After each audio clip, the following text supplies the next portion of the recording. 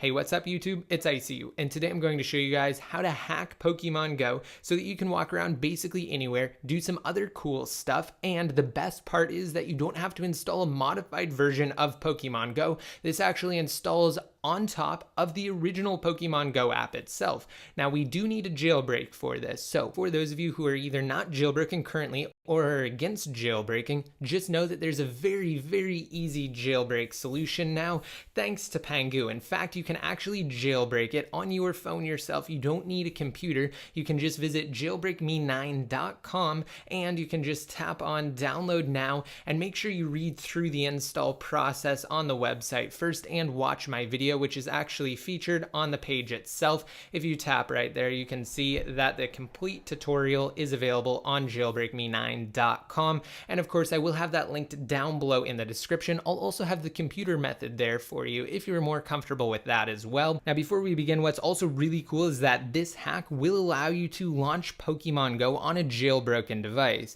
So for those of you who are jailbroken, you may have noticed that when you try to open up Pokemon Go, it just crashes exactly like what you saw there. That's because Pokemon Go has built-in jailbreak detection. If it detects that you are jailbroken, it will forcibly crash Pokemon Go.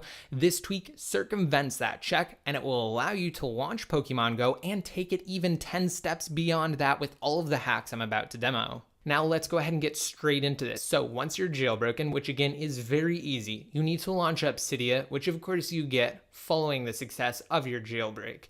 And then go to the sources tab down below at the bottom, and I want you to add this source right here. It's beta.unlimapps.com. For those of you who do not know how to add a source, all you have to do is tap on edit in the top right hand corner, followed by add in the top left hand corner. Once you do, you will receive this little pop-up here, and you just need to enter that URL. Again, it is beta.unlimapps.com. It will be on your screens now, as well as down below in the description. There will be a post on my site that has it there for you to actually copy it. So you can visit that post, copy it, and then just paste it here if you don't even want to have to type it. All right, so once you have that, you just need to tap out of it, followed by done, and then just go inside of the beta repo itself. And once you're there, go to the tweak section and then just find Poke++ for Pokemon Go. Once you do, tap on install in the upper right hand corner, followed by confirm, and then just confirm that installation. I'm just going to reinstall it so you guys can see what it looks like. So there was the confirm screen that you'd see if you didn't have it installed already, but because I do, I received a dialogued prompt to reinstall it. After that, just tap on Restart Springboard. For those of you who are new to jailbreaking, essentially what this is basically just like a soft restart, and that way the tweak will function. Now you should see an Apple logo and then be back at your lock screen. All right, now that we're in, what we need to do is just launch up Pokemon Go. There are absolutely no settings for it inside of the settings app. It just works. And once it launches up, you'll notice something a little bit different. So after it's up, you'll notice some new additions, most prominently this joystick over on the bottom right-hand corner that you can actually utilize to move your avatar across the map. Keep in mind, this is not a modified IPA or version of Pokemon Go. It's the official Pokemon Go app, just with this tweak installed.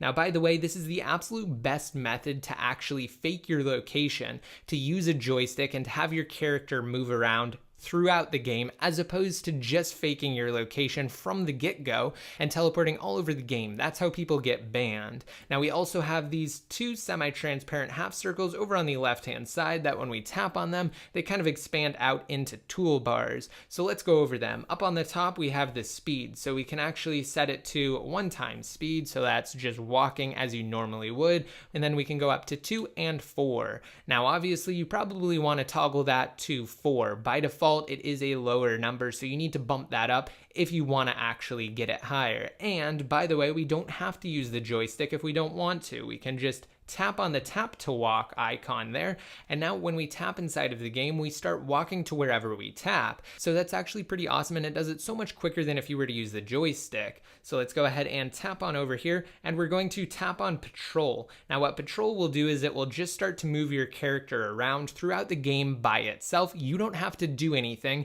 That way, when it comes across Pokemon, you can actually capture them.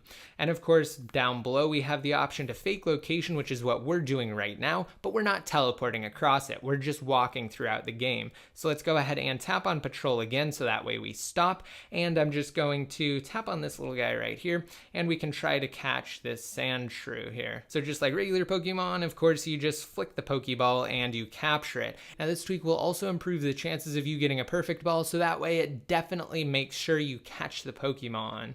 So we got him this time. We can go ahead and tap on OK to that, and we're just going to tap on that little check mark there.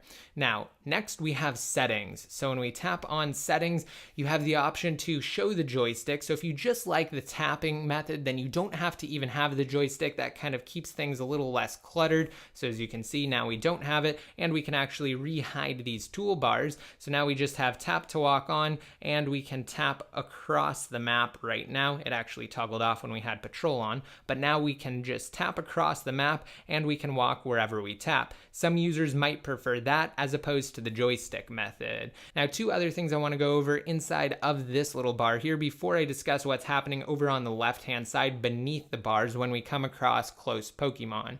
We have the option to walk home. So when you tap that, your character will walk back to its starting place wherever you were currently located. And then finally, we have the map option that will actually bring up a Google Map interface. And then all you have to do is just scroll to where you want to walk, and then you just pick that location and your character will walk there. Now, I'm not going to highlight that or give a demonstration of that for obvious reasons, but the last thing that I want to show you guys, let me just go ahead and minimize this toolbar here, is what happens over on the left-hand side when we approach a Pokemon that's nearby. So I'm going to go ahead and locate one, and you should start to see the little icons of the Pokemon that are near appear on the left-hand side. So let's go ahead and just keep tapping to walk around. There we go.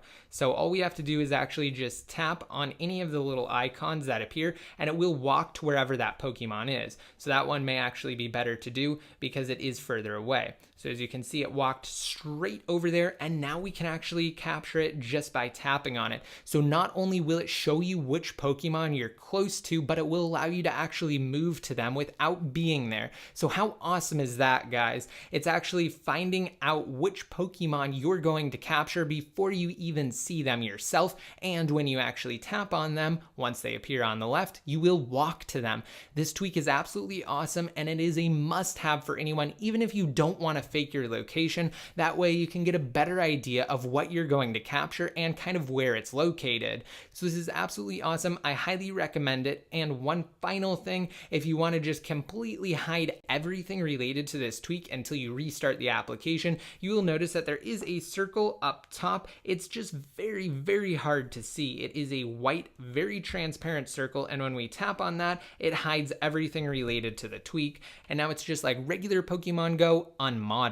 All right, guys, so that's it for this tweak. I really hope you enjoyed it. Be sure to drop this video a like if you did, and if you're excited to get out there and start capturing more Pokemon, or rather not get out there and still capture Pokemon. Now, if you want to be updated every time I release new videos related to Pokemon Go hacks or jailbreaking and top tweaks, just be sure to click the subscribe button below next to my channel name, like me on Facebook, and follow me on Twitter. And until next time, this is ICU signing out. Join the iCrack Your iDevice community on Patreon to help out the channel and to be featured in videos similar to these top contributors. Click the link on your screens now if you're on desktop, or check below.